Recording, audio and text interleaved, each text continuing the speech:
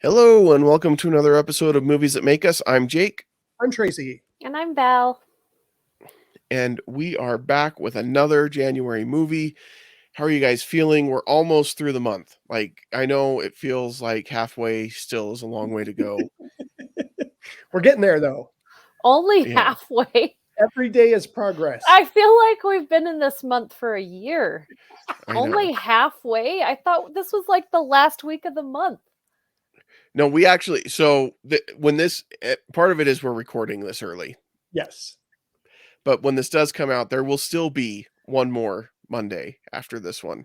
It's been 1 week since you... Oh, man. But the good news is, Val... BNL. The good news is, Val, when this comes out, you will be in the middle of Sundance Film Festival. Yes. I will. I am so tired already. Every day I open, and I hate to complain about it because I'm so excited. Like, years and years ago, I said that I wanted to be a full-fledged film critic and just watch movies all the time and not have to pay for it. Nothing is free. However, I do have to spend a lot of time, and I don't know if I can. I mean, I don't think I have to keep this a secret, but not only do I have Sundance that starts this Thursday and goes for 10 days. But I told Marshall Moore and Michelle Moore, they now own the Sundance Film Festival. I am a juror. I'm a judge for Best Picture. And they just sent me 19 movies to watch yesterday. So not only do I have those 19 movies to watch, and I got one done today, I also have 8 movies to watch before Sundance starts that are Sundance movies. Plus, there are movies that actually come out in the real world this week. And then once I get to Sundance, I'm just going to try and get through as many movies as I can get into as press. Okay, I'm tired just hearing about that. Yeah, it's a lot. That's a lot of movies. I need, like, I used to be all like, I would get excited about Sundance, and I used to work it, like, not watch movies, but like work it like crazy. And I would get all this adrenaline, and now I'm 43. Yep. And now I'm like, remember last year when they canceled it and I got to watch it from home? Those were good times. But I'm excited to actually be up there. I haven't been up there, actually been to Sundance in person in like 5 years. Yeah.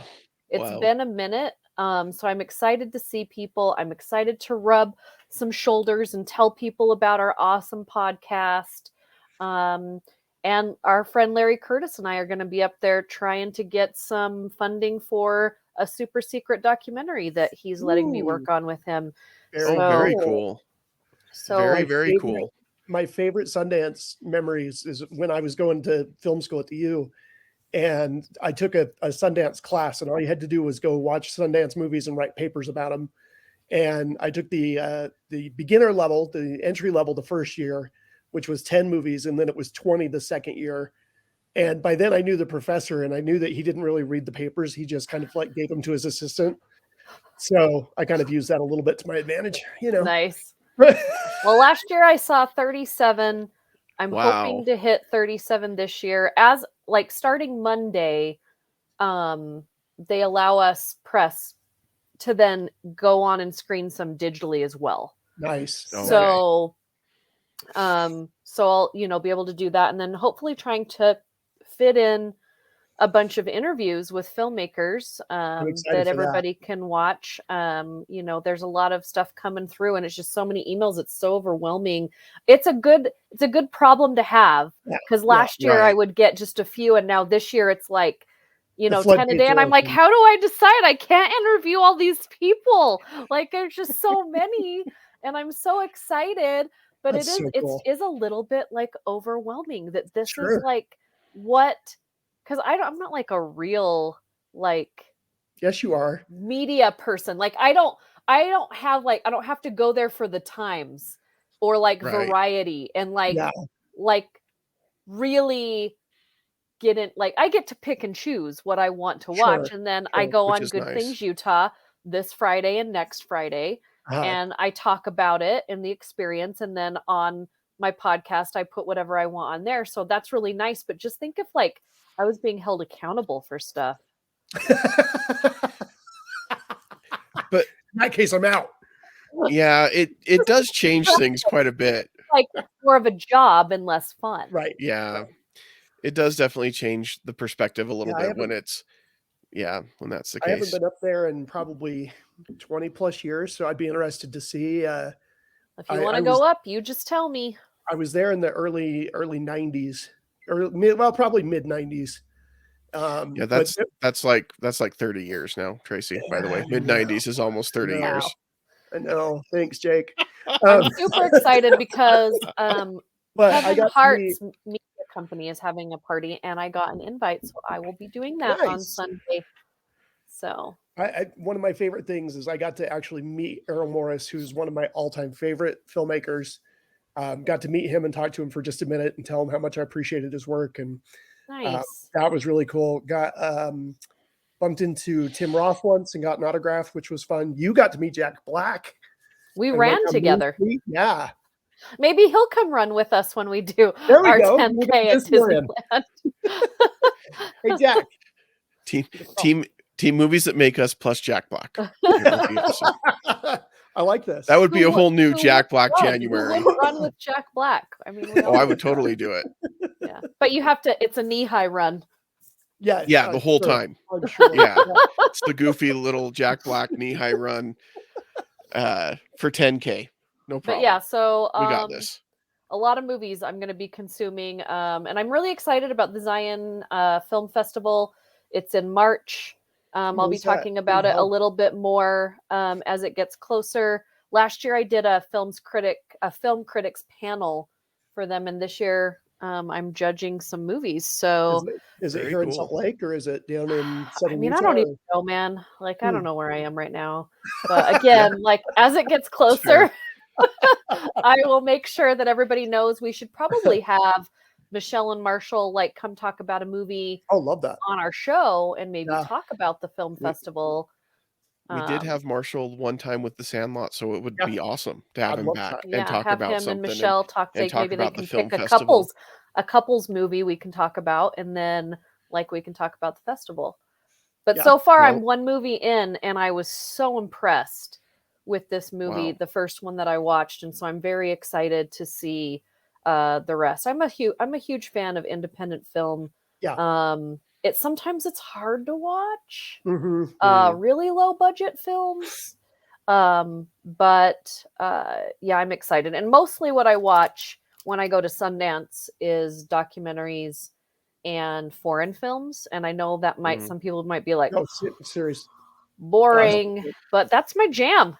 That is my jam. Well, if so many documentary foreign films from Sundance is not your jam, this episode may not be your jam. Just gonna warn you. Well, this is how I knew about it. So because Sundance is coming up, I watched, because I got to choose, like they sent out the app to press last year, and it was like, pick your 25 movies that you absolutely want to watch. And it was so hard. But the minute I saw this documentary that we're going to talk about today, I was like, natural disasters and love stories. Like this is like perfect, and subtitles. This is perfect for me. And and it did so well, and it has been nominated at so many different award shows this year. So you probably heard about it, but the greatest part of it is I'm so happy that you can watch it on Disney Plus, because often these foreign documentaries that you get to see at film festivals, they just kind of disappear. But it got picked up on National Geographic, and you can watch it on Disney Plus. So that made me really happy. Yeah, one of the things, if you're going to Sundance, I mean, it's fun to see like the big name stars and the independent films and stuff, but almost everything is going to come out on video on demand, on streaming. So yeah, I'm with you, Val. I'd seek out those little nuggets but it's so great now because they actually get a chance to come to streaming, whereas before they'd be obscure and hard to find and maybe never released, Yeah. So, but yeah, seeing this on Disney Plus is great. without Sundance, we wouldn't have had Coda, because that's where it came And out. Right. that is actually doing a special screening again this year. So if you want to see it in theaters, they're doing a special screening of it in the Sundance schedule at a couple different theaters. And so, yeah, and I think there's even one with a Q&A. Oh, wow. So, yeah, go on and see if it's not sold out yet. But if you haven't seen Coda in theaters, you have another chance. Excellent. Awesome. Well, we have been talking a lot about Sundance. We're going to continue because the movie we're talking about today was at Sundance last year. And as Val mentioned, is available now on Disney Plus and Hulu. But before we talk about the movie, we want to take this opportunity to remind you, if you have not, to subscribe to our YouTube channel, like this video, and leave a comment. Leave a comment with your favorite independent film that you've ever seen, as we're talking about Sundance and independent films. And that's we're going to make it hard. And we would love to hear what that is. Also, if you're listening on the audio, make sure that you're following us on whichever podcast app that you're using, so that you never miss a new episode. So wanted to take that opportunity really quick before we dive into Fire of Love, which again was at Sundance last year. It is a documentary. And Val, I feel like there was a little bit of a bait and switch, and this is not a bad thing. When you presented this documentary to us, you said there's that new volcano documentary from Sundance last year. It's now on Hulu and Disney Plus. And we looked it up, we found it, and I watched it, and I said, this is a love story, not just a volcano documentary. And I told you it was a feel good. I thought you were going to be mad because it is a feel good, but at the same time, it's kind of sad. But to me, like, the overall story of it is so good that's why I figured it went with our month so well. Yeah, absolutely. No complaints about the movie whatsoever. That was mostly just, like I said, it's a volcano documentary. And then as I started watching, I'm like, this is so not just about volcanoes at all, which was awesome. I can't give it all away. Then there's no surprises. But for those who haven't seen it, it's the story of two volcanologists. I can't remember how many. Volcanists? Like Vulcan? Volcanologists. Volcanologists. They're not Vulcans. Just think Vulcan and then say ologist. Volcanologist. Who are married to each other, who have documented and probably produced more footage and more scientific knowledge of volcanoes than anybody in history. And it's kind of their love story, along with some of the most visually stunning footage you're going to see in a long time. Well, and I love it how we learned so much about the different kind of volcanoes, because I think when everyone thinks of volcanoes, you think of a red volcano, you think of the big fiery volcanoes, and not many people think about the white volcano. And there's another documentary that's out there right now that I believe is on either Netflix or Amazon. I'm sorry, I should have gotten this information beforehand. But it's like these natural disasters, and it's about a volcano that is a gas volcano that just like burned all of these people alive that went out to see it. And I was like, it's so horrific. But then you watch this movie, and what this movie is it shows you how beautiful and scary nature is at the same time, but how much we still do not know. And also how much we don't listen to the people that do know. Exactly. Right. Yeah. There's a sequence in the film where they talk about how they warned this country and this village that there was an impending volcanic eruption and they needed to get people out of there, and people didn't listen. And that village was just decimated and destroyed, which is terrible and awful. But the great thing is that people learned from that experience. And then when it happened again, when the warning came out, this is imminent, this is going to happen, then people listened and got out beforehand. So their knowledge of, and like I said, they probably have enriched the scientific community with their knowledge and their footage and experiments than just about anybody ever. Yeah. And at the same time, as much as they knew and as much as they could predict and understand volcanoes probably better than anyone else on the planet, like you said, Tracy, like it's still that unpredictable, they talk about volcanology as being an observable science, and that you're just kind of observing what has happened, Right. and it's a lot harder to kind of predict things. And even with all of their knowledge, I mean, this isn't a spoiler. You watch the movie, 2 minutes in, they say, "This is them the day before they die," This is basically. their And we're like, last "Oh." day. Yeah. Yeah. And then it goes into their background story, but even then, they, with their understanding, expected the explosion at that volcano in Japan to go one direction, and they thought they'd be safe where they were standing, and they weren't, And it was even Yeah. though they crazy were to the see that experts. footage Oh because it man. went Yes. this way and then it moved like a Yeah. tornado. Yeah. Yeah. Like, it was just crazy how this camera off into the distance, you see the cloud and then you see it kind of pull back into itself and go the other way. And it Yeah. was just so crazy. And that small village, or that small town that wasn't that small, because I mean, what was it, like Mhm. 30,000 people died or something? Something like Yeah. that. It Yeah. was the government that said the evacuation plan was too expensive. Yeah. How Yeah. much is one life worth? Like, Right. I Yeah. get that things are expensive, and we go over this all the time. Every time we talk about a natural disaster, like when we see all of the flooding, from things like Katrina, and we see all the earthquake damage. The thing about those though, is that we can somewhat predict when Mhm. big earthquakes are coming, not as well as we can do with monsoons and tsunamis and Right. like all of Mhm. that kind of, because we can kind of see that sometimes they end up a little bit bigger than we Or thought. they switch Tornadoes directions. can go different directions at any time.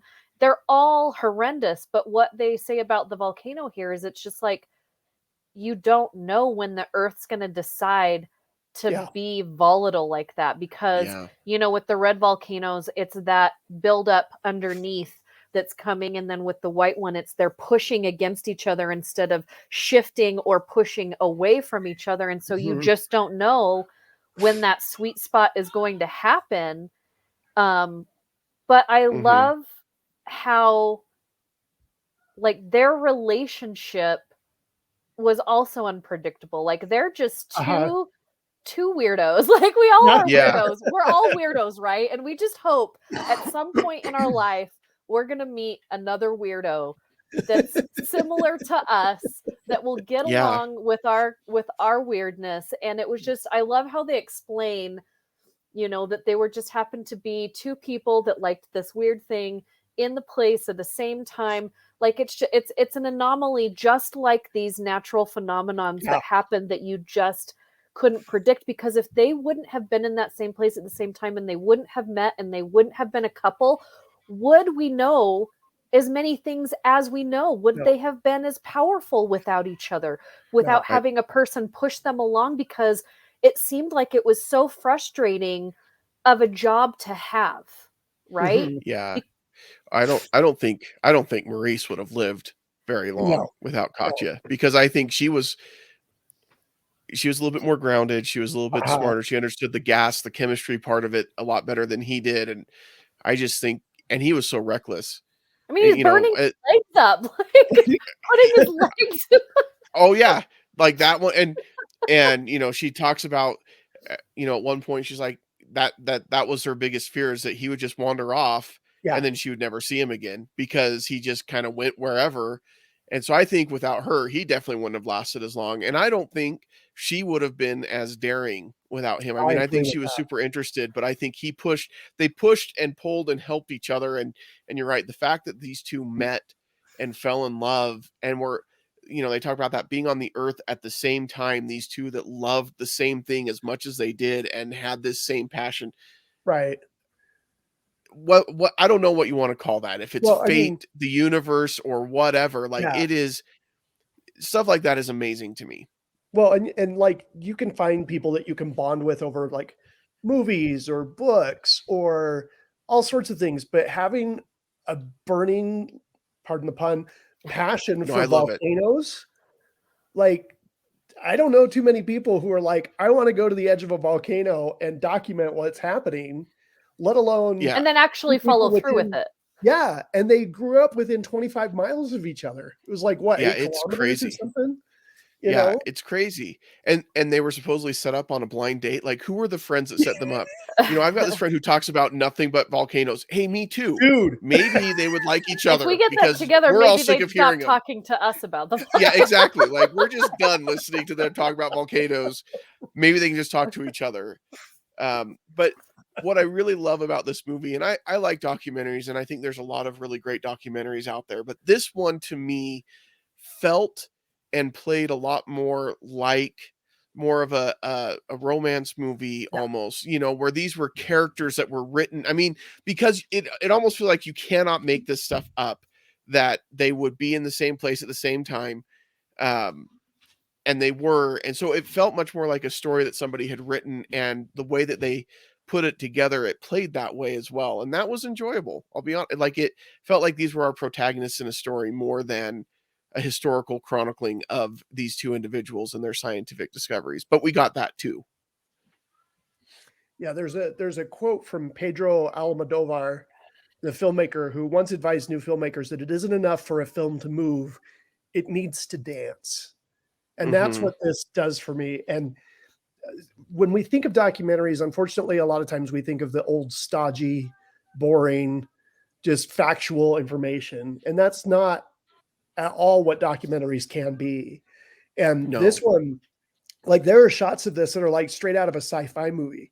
Like the composition, and this is what's incredible to me. These guys, these two people are like scientists. They're not filmmakers, they're not cinematographers, but they're getting images that are just like people would die for. Mhm.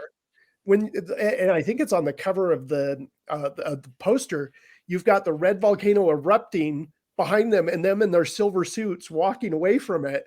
It's Yeah. like it's crazy that they got that kind of footage. The silver suits were my favorite. It reminded me of Oh, something so like right cool. out of the old Star Trek series. Yeah.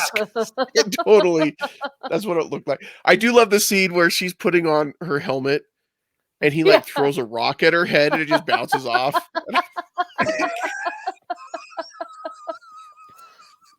Just to make sure. Yeah, it was just the silliness that they had, and it's funny because you do see those kind of interactions throughout the whole thing between the two of them, and you're thinking, as they're walking over a river of lava, they're just, like, Right. joking around and like, "Oh, I don't," you know, they Oops. like, yeah, exactly, like, I and that was the thing, is you could see throughout the whole thing, all of the quotes, all the times that they talked to them, the passion that they had for this, and I Yeah. think for me, that was, you know, you talk about the feel good part of it. For me, that was a feel good thing, like, find that thing that just drives that passion and make that your life, and it doesn't matter what it is, but, like, finding something that you can attach yourself to like that, like these 2 did, it's pretty amazing, and I just that really stood out to me a lot as I And Well, I I'm watched thought sure. this. the timing of everything was really great. I loved the narrator that they used. I feel like Uh-huh. it was a really good fit.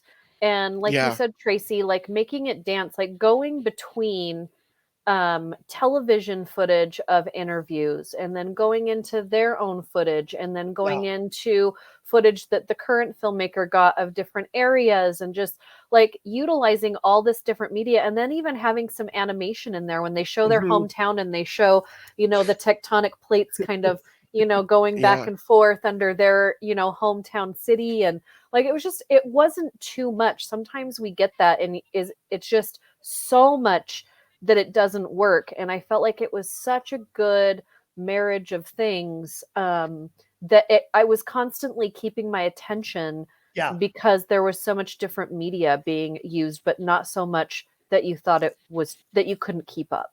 Well, and it was crazy too. I was thinking about it as an editor, and I'm like, the amount of footage that this couple captured over the years that you are going through to try and cut down and combine and tell a compelling story. I'm like, that's because what you have to do is when you're editing, you create a shot log, and you basically have back in the day, you had a sheet of like a notebook with a pen, and now of course you'd have spreadsheets and stuff, but you would literally write down what happens in every single shot so that you could remember it and go back and find that clip again.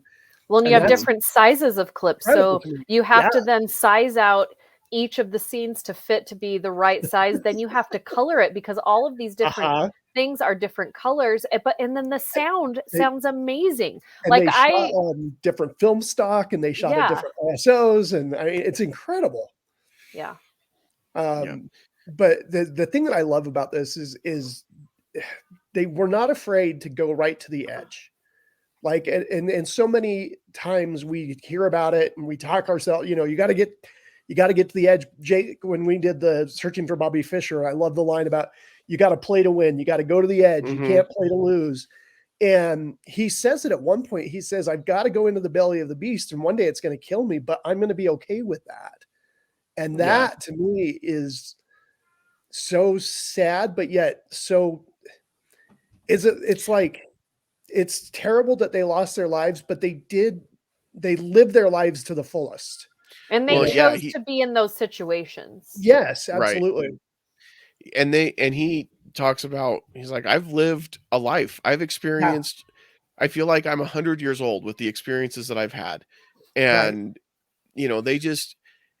they would, I think there was a line where they talk about they would much rather live doing this kind of stuff or die doing this kind of stuff than live and not be doing it. And like you said, Val, they chose to do this, and this was their passion.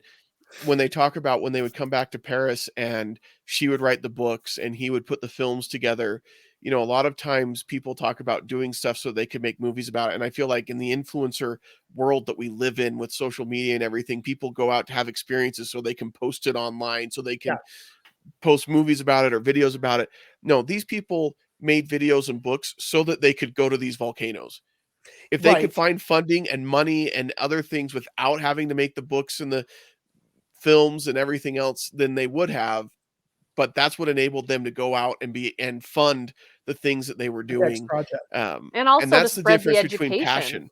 Yeah. And also, to spread that education on, what we don't know and what we do know and what people can do. Like that, they were very passionate about people understanding. And it was one of their videos that helped the volcano that happened a week after they passed away. A video that they had put together prior helped that town survive. And so, everything was put to good use. And I think that's why they were so probably calm about it, because not at one time during any of the footage that I saw did I see them seem frantic or upset. They were always they were either having fun or they were in deep thought of learning and understanding or having fun. Like there was a lot of, messing around with friends and camping and laughing and making jokes. And so they had a good time. So many cars that they went through that didn't make it, just like, so much, like nothing stopped them from doing what they needed to do, not even themselves. And I think a lot of the time when you get people that are this smart, that then do realize how to get what they want to get out of life, that power goes somewhere, and either the couple splits up or people just end up doing the wrong thing. When you're that smart, like I can't tell you how many documentaries I watch where things don't end well, and this doesn't end well for them, but they knew it was coming at some point. And the thing that's amazing about the filmmaker putting this film together is, like Jake said, they tell you right up front, they don't survive. Like this is footage from the day before they die. But then when they start talking about the backstory and their relationship, like you forget the fact that that these people are dead. Yeah. Like you forget that this is happening. And then when it comes around, you're like, oh my, like it hits you like a ton of bricks at the end, because you're like, oh, whoa, crap, because now you're so invested in these people. And I think that is a real testament to the filmmaker and to the end of the footage. I mean, you've got to have good footage in order to be able to do that, but it takes skill as an editor to pull that off. Yeah. I don't know. I started to think as it got closer and closer to the end that the way they were going to go was in this canoe idea that he had to ride the lava river canoe. Cause I'm like, that's not going to work. I don't care what, like, that's just going to swallow him up.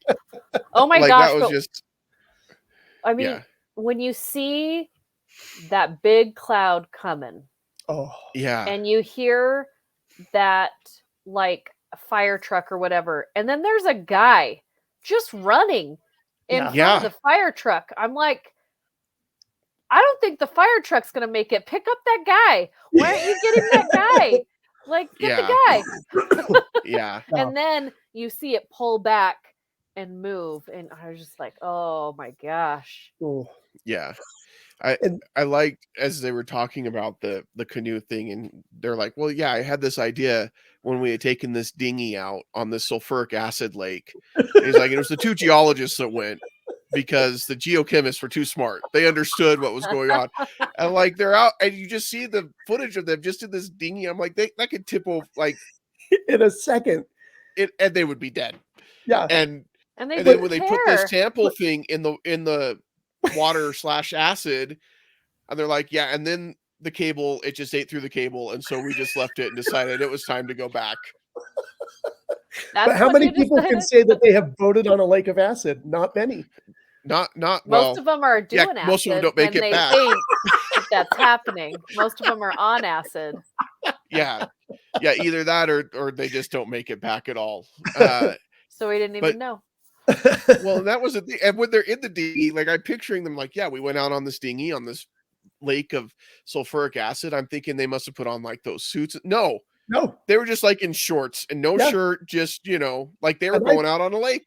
I thought that they'd go out like 5-6 feet, like just barely offshore to say you did it and come back. Nope. I really wanted them to fish out one of those three-eyed fish from The Simpsons. Yes. Yes, that would have been awesome. Blinky.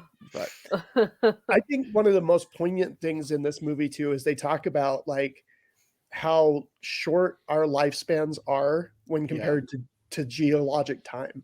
Yeah. And we don't think about that because like I don't know. I'm getting to the age, guys, where I'm having friends kind of starting to pass, and family members are passing, and it's like a midlife crisis, and you start thinking about I've got time that's ticking, and the world's going to keep moving, and it doesn't. It's weird. It doesn't seem like it should, But they talk about how like just these lava flows and the amount of millennia that it's taken for these flows to get where they are. And it's just incredible to think about how short of a time span we really have here. Well, and what are we doing to leave our marks, Yeah. And making that time matter. And I don't know how obviously they left behind volumes of information and scientific research and discovery and things like that. But that's not what everybody's calling is going to be, or what everybody is going to want to leave their mark on. But it definitely makes you think, what's the stuff? As I watched it, I'm with you, Tracy. As I watched it, I felt like, okay, what are the things that I want to do that I'm not doing right now? Right. And why am I not doing it? And, some of the choices that I've made since watching this have been good ones to help me move along in that path. And awesome.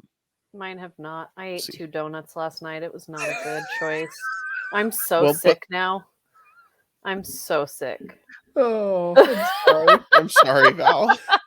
I haven't eaten sugar in weeks. I know. You've been it's been amazing. Not 1, but 2 bad choices. Yeah. I learned nothing from this documentary. No, I learned something. You'd start again.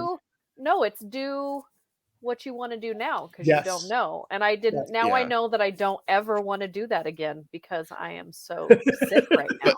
But in the moment you wanted to, so you did it. So delicious. It was so delicious. Yeah, we watched and I don't want to veer off too much, but I want to make sure that I mention The Last of Us. And I haven't seen it yet. I'm dying to. So we watched the first episode of The Last of Us, and watching that after watching this again, is kind of this weird, surreal thing, right? Because they're two worlds that are kind of breaking down, but in 2 totally different ways. And also the second season of The Mayor of Kingstown, which if you haven't watched the first season, get on it because the second season's out. So. Who's in that one? Is that Bryan Cranston? No. Jeremy Renner. Jeremy Renner. Sorry. Yeah. But yeah, it's just no, it was I don't know what it was about this. Watching this documentary really opened up my eyes again to the fact that I love watching documentaries and stories about like our earth, you know. And I know it's like, Val, you got a thing for natural disasters. I mean, I kind of do, but I think it's in that understanding the people that have something in their mind that are crazy enough to go out and do it because somebody needs to. You know, like somebody needs to learn these things about volcanoes and about tornadoes and about, you know, like chasing all of these storms around the world so that we know. Like, I love kind of seeing what those people are and what they look like and what they're thinking, but then also just in awe of the world around us and how insignificant we are. Right. Yeah. Your TikTok video, volcanoes don't care about that. Tornadoes don't care about that. Tsunamis don't care about it. You can do it and have fun, but like... Judging by the number of views I get on my TikTok video, nobody cares about that. I mean, the dinosaurs were huge, massive, and now they're gone. Were they big on TikTok? I mean, they were big. They were big on whatever. I don't know what they called it back then. Branch off? Yeah. I don't know. Rock. I like coconuts? that. I don't know. Well, if I learned anything from the Flintstones, no, I agree. Yeah. But I love the fact too that we as humans, we strive against that. Like, there's part of us that recognizes how insignificant we are. Like, just looking up at the sky at night, and you're like, look at all of those stars, and those took millions of years to get here. And but at the same time, we strive to build and create art and music, and you know, it's this weird dichotomy with humans, which I think is really fascinating about how we try to create something permanent, even in a world of impermanence, you know? Yep. I just love that there are things that exist in our world that it doesn't matter how famous you are, how much money you have. In that moment, we're all the same. If there's a tornado, we're all the same. If there's a volcano, if there's an earthquake, like, we're kind of all the same in that moment. And I like that. I like that feeling. I don't have to outrun Jeff Bezos all the time, but if there's a smoke cloud coming from a volcano, just that time, I have to outrun him. You have to outrun a fire truck. Yeah, or get on the fire truck. Yeah, pick him up. Yeah, it is amazing to think how small and insignificant we are, and it's humbling. But I don't know, it does give you that mixed feeling of, okay, so what can I do with what I've got? Well, and I love the quote from Neil Peart, who was the drummer and lyricist for Rush, and he wrote about how he would try and wake up every day and say, what's the most excellent thing that I can do today? And that's how he lived his life. And I think that is something that I strive to do, you know, because not every day is going to be excellent. Like, there are days where you wake up and you're like, I really don't want to work today. I really don't want to go to this meeting.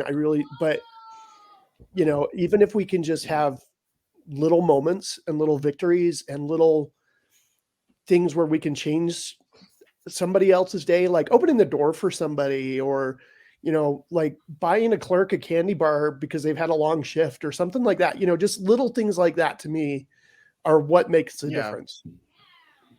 Yeah, I agree. And that's all we can do. It's little things, as Frank Turner would say, little changes. That's 2 musician quotes today, Jake. Way to go. I know, that's pretty good. We're doing pretty good. Val, Neil Peart, by the way, I feel like the news of his passing was like a day before my birthday. Worst birthday present I've ever gotten. 3 years. But, real quick, if you are a fan, the band Why Not got together with some great musicians and did the Bubba Bash this last week. And there's some of the videos are starting to come online, but they got Peter Dinklage's brother, who was part of the Clockwork Angels ensemble. They performed Losing It. They did, they had Mike Portnoy from formerly of Dream Theater. out there. So there's some cool videos out there. Yeah. But yeah, terrible loss. Yeah.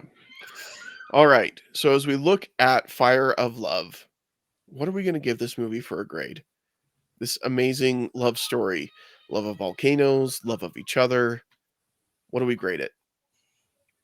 It's an A- for me. I think everybody needs to see it at least once. I don't know that you need to see it more than once, although seeing it like a year after I saw it the first time, there were things that I missed the first time, and it was probably because I was trying to consume so many, movies during Sundance that it was nice to slow down and watch it again, not having to like be in that headspace. Right. And I definitely love that you can just stream it. But I loved the sequencing. I loved, even the music that they put along with it was so like the epitome of what I think that how they were as people. You know what I mean? Like, I feel like I knew who they were just through the music that they played to go along with it was their personalities. But I just loved all the medium that they mixed in. I thought it moved quickly, but we still learned so much, but it didn't feel like we were being bombarded with knowledge. Right. It taught us, it's exactly why I love filmmaking, is because you can learn so much without knowing that you're going to learn anything at all. And of course, going into a documentary, you're going to learn something. That's the idea of it. Yeah, hopefully. Right. But this is so much more than what you think it's going to be. So it's an A- for me. Yeah, I'm going to go A- as well. Totally agree with you, Val. I mentioned it earlier, is so many times when we think of documentaries, we just think of very like factual, news oriented, just data. And this isn't that. This is truly a look at two people's lives. They're very interesting people who did what they loved, who lived every minute, and spent it with someone else who found the same passions that they did. It's a remarkable story. The footage is unbelievable. I mean, just some of the shots of the lava flows and the melted rock, and I mean, it's just incredible to see. I kind of wish I had been able to see it on a big screen. I mean, I saw it on my TV here. Definitely a film. If you can see it on a big TV, do so. Don't watch it on your phone or a tablet. It definitely deserves to be up on a bigger screen. But I'm a big fan of documentaries. This one is not boring. This is not stodgy. It goes by quick. Highly recommend this one. A- for me. Yeah, I'm going to give it an A- as well. I don't know if that makes it almost AAA rated, I guess, but it's AAA rated. AAA, yeah, AAA- rated. Yeah, and I agree with everything you guys have said. I really, once you mentioned the music, Val, I thought, oh yeah, we didn't even talk about the music. I thought the selections for the music were just spot on, like enough that I was looking to see if you could find the soundtrack out there, because I really liked the song selection that much. I didn't know that there were rock stars of volcanology, but these guys were it, and it was really cool to see that. And it just tells the story so well. Just a great movie to sit down and watch, and learn about volcanoes and life, and hopefully drive you to want to do better and be more. And that's Avoid never a donuts. bad thing. And well, I mean, or you don't eat have more to. donuts. Yeah, like you don't have to. whatever you feel like you need to do. Do what you need to do what you need to do. Absolutely. Yeah, exactly. Absolutely. So, well, there you go. If you have seen Fire of Love, we'd love to hear what you think about it. Go ahead and leave a comment on this video or on any of our social media posts, Instagram, Facebook, Twitter. Let us know what you thought about this movie. We are going to keep the Sundance train rolling and the feel-good train rolling next week when we talk about the movie Living, starring Bill Nighy. How do you Nighy? Nice. Bill Nighy, not the science guy, No. but Bill Nighy. Lightning Yeah. evening. And he's one of my favorite actors, so I'm excited to watch. And this is going to be another Living. one. You might give me a text in the middle of watching it and be like, "Val, you said it was a feel good." It's more than what you think, but I really love the overall aspect of this film. Okay. So I haven't seen it yet. I haven't either. I'm intrigued. I read the synopsis, so I I hope I kind of know a little bit of what to expect, but I still think there's going to be some good stuff in there. So we're excited to talk about that. And then we begin in February, 00 February. We've got some good stuff planned for that. Yeah. So you guys will want to make sure that you're following us, that you're subscribing, you're getting notifications to know when new videos drop, so you don't miss any. And February also, we are going to be seeing some new movies, so we're going to have some more MTMU reviews that we'll put up as well, that will be spoiler free for those movies. So please stay tuned. Yep, Ant-Man and the Wasp is coming out. Yeah, so February really starts kicking some things off. In the meantime, though, you can find us anywhere on social media. We appreciate you listening and watching, and we won't see you at the movies.